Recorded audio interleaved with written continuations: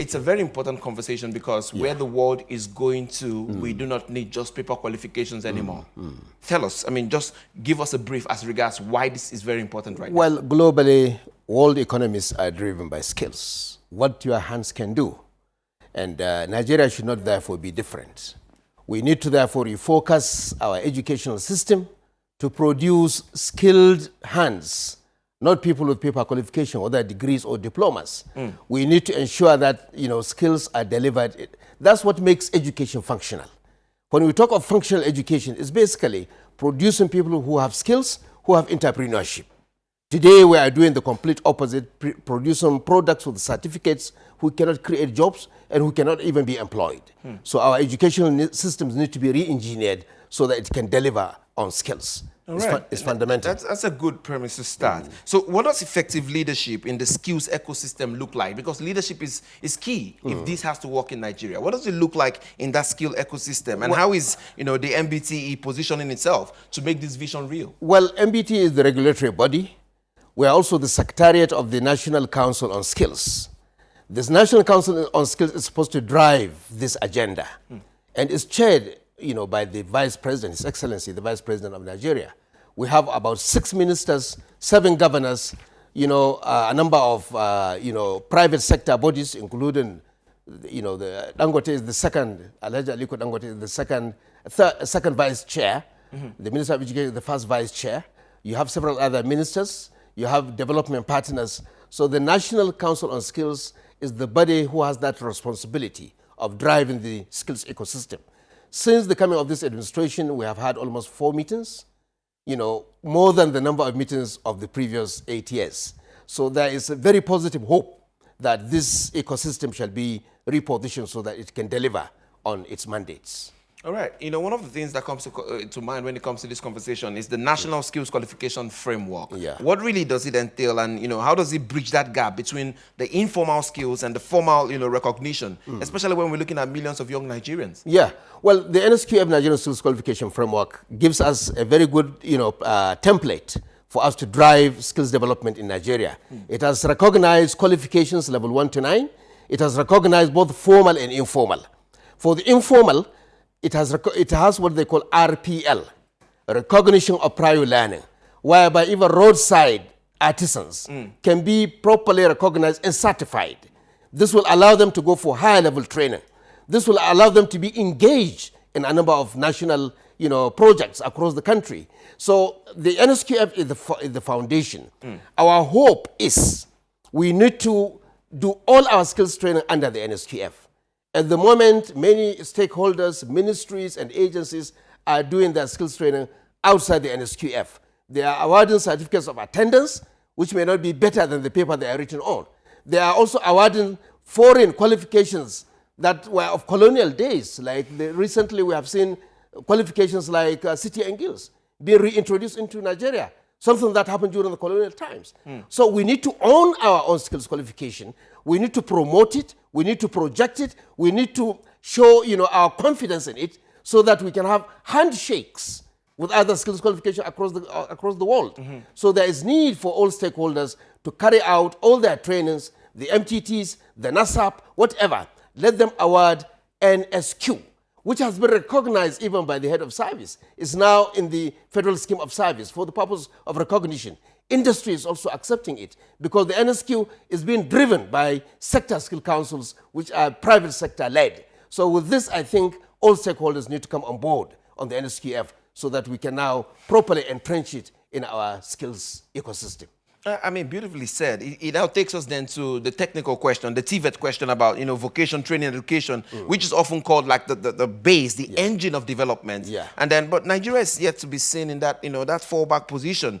How do we change it? How do we get it to where it should be right now? Well, TVET is the foundation for industrialization. Nigeria has suffered a lot in the past because we have not given the right recognition to TVET.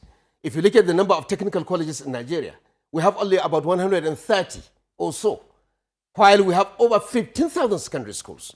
This shows even at the secondary level, we are not giving TVET the right recognition.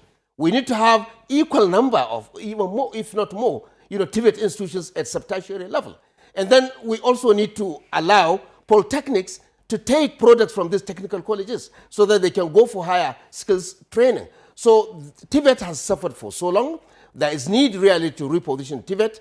The new Minister of Education is doing his best to reposition TVET, but I think TVET requires more funding. At the moment, the new TVET initiative, they have rolled it out with about 70 billion for the whole year. Only 20 has been released. This is grossly inadequate. There is need for us to look for additional funding to promote TVET. There are other skills training programs in the ministries of communication, the 3 MTTs, in the Ministry of Housing, the NASAP, etc., etc. All these need to be brought under the NSQF so that we can give a proper certification, and then Nigerian youth can be properly, empowered through skills. I mean, now that you've brought it, let's get to the 3 MTT. Yes. Because the question is, we see it everywhere, it's in the news, right? The question is, why does it feel like we are not seeing the effect? Is it that we're asking the question too early? No. Or is it that something needs to be done in essence? Actually? No, we need to interrogate all these schemes rolled out with good intentions, but we need to interrogate them. We need to ensure that they are delivered properly. At the moment, we have 3 MTTs promising 3 million youth. In the ICT area. We are having 1.3 million under the new TVET initiative. We have over 1 million under the NASAP of the Ministry of Housing. This rolls out to over 5 million in the next coming 1 or 2 years. So there is need for us to interrogate it. The National Council on Skills is doing its best to ensure that they are delivered properly. At the moment, the numbers may not be high. There is need to bring in more funding. There is need to put in monitoring and evaluation, and we even need to get non-governmental bodies to monitor these programs so that they are properly delivered, because they give a lot of hope to young people, and they need to be delivered properly. And I think all stakeholders need to come on board, including the private sector, so that these programs are delivered properly. All right, Prof, in your own opinion, I want to ask you this. How much do you truly think that our, downplaying technical colleges and downplaying technical skills, how much do you think it has hampered our growth, progress, and transformation? Well, that has been the major, source of our underdevelopment. Over the last 30 years, Nigeria was facing deindustrialization. Even the new industries that come, they have to go outside Nigeria to recruit skilled workers. Dangote brought about 11 million to deliver that refinery. At the moment, he's up 11,000 Indians. At the moment, there are about 2,000 Indians in that factory, in that refinery. The same thing is happening with many other projects. Even in the oil and gas sector, you find Indonesians, you find Filipinos doing the welding, underwater welding, etc. This is shortchanging the Nigerian youth. There is need for us to refocus our education system, to bring in more funding, so that we can now train people in TVET, train people on skills. Whatever degree you have, whatever background you come with, come and do skills training so that you can fit into, what the demands of the industry are. I know a bank manager who was, a manager who was thrown out of his job. He moved into underwater welding. Now he's earning millions monthly. From the banks? He left the banks to join skills, underwater welding. I saw him about two years ago. Even then, he was earning about 1.5 million monthly, which is much, 3 times what he was earning as a bank manager in those days. So there is need for us really to refocus the entire system on skills, because this is the only way Nigeria can industrialize. Even foreign direct investors, when they come to Nigeria and there are no skilled hands around, they will not be encouraged to put up industries in this country. So we need to really realign, refocus ourselves to the global best practices. Let's refocus our educational system to become functional, to deliver on skills, to deliver on entrepreneurship. This is the way forward for this country. All right. I mean, you said something earlier about how we are using certain certificates that are, from the colonial days and I mean, days beyond when I was born. I mean, even my father was born. And then the question then becomes, how do we make sure that we are the ones who are going to be training our young people and every other person who is interested in these technical skills, and they will get the real standard? Because that's the fear sometimes, that it might be substandard if some of us take over this thing. But that narrative has to change, right? It has already changed. Nigerians have already, developed capacity to deliver most of this skills training. There are a few areas that we require foreign expertise, even now. But 80% of the training programs we are running is delivered by Nigerians. And we need to therefore use Nigerian Skills Certificate, NSQ, rather than bringing in City and Guilds, rather than bringing in, this foreign colonial, qualifications, which only contribute to capital flight. They will not give you that certificate until you pay them in dollars or pounds.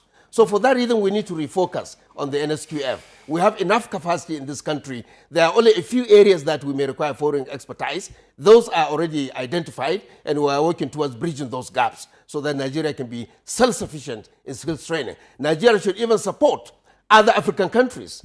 The African Free Continental Trade Zone is coming up very soon. We need to improve on the skills of young people so that we can go across the entire African continent to train more, to deliver on those areas of skill gaps. So there are a lot of opportunities, and we really need to put our acts in All right, order. let me just ask you this quickly. 2 questions just before you go in brief seconds. You see, the youths in question, some of them are already gaining the skills. Yeah. What is the path to using this for real livelihood? I mean, some of them will say, hey, there are no jobs out there, regardless of what skills I really acquire. So what is the pathway as an expert for them to gain recognition and then through that, just earn a real livelihood? Well, there are a lot of opportunities right now in Nigeria. I've told you there are a lot of skill gaps. We are importing Asians to fill those skill gaps. There are opportunities outside Nigeria. Millions of opportunities. If you are a nurse or a healthcare worker, if you are a welder, if you are an articulated vehicle driver, there are millions of jobs across the world. I am not encouraging JAPA, but if there are opportunities and we train our young people with those skills, why don't we encourage them to go and take those foreign jobs? Why don't we allow that so that we can get foreign exchange flowing into Nigeria? Bangladesh exports 11.5 million youth to the world. Most of them construction workers. Go to the Middle East, go to Saudi Arabia, go to Dubai. Most of the construction works are being done by Bangladeshis. When we train young Nigerians, they can be able to move across the world and fill those gaps. Today, Nigerian construction sites are being managed by, Beninese and people from Togo who are doing the POP, the tiling, and the finishing. This should change. We need to train young people. We fill our local demands. We even export labor to the world. That's the way forward.